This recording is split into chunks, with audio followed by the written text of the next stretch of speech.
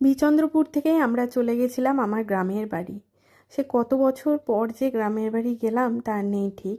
Last কবে গেছি গ্রামের বাড়ি আমার ঠিক মনেও নেই।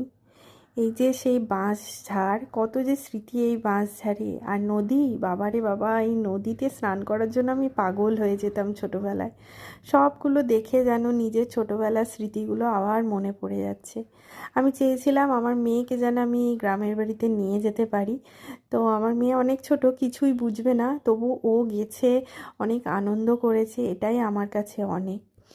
আগে সব বাড়ি হচ্ছে মাটির বাড়ি ছিল, কিন্তু এখন গিয়ে দেখলাম সবার পাকা বাড়ি হয়ে গেছে, দেখেও বেশ ভালো লাগছে। আর এই যে মাটির বাড়িটা আছে, এটাই একমাত্র মাটির বাড়ি এখন আছে। আর এই মন্দিরটা আমার দাদু তৈরি করে দিয়েছিল।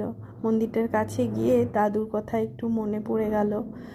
সবগুলো দেখে যেন ছোটবেলার স্মৃতিগুলো নিজের চোখের সামনে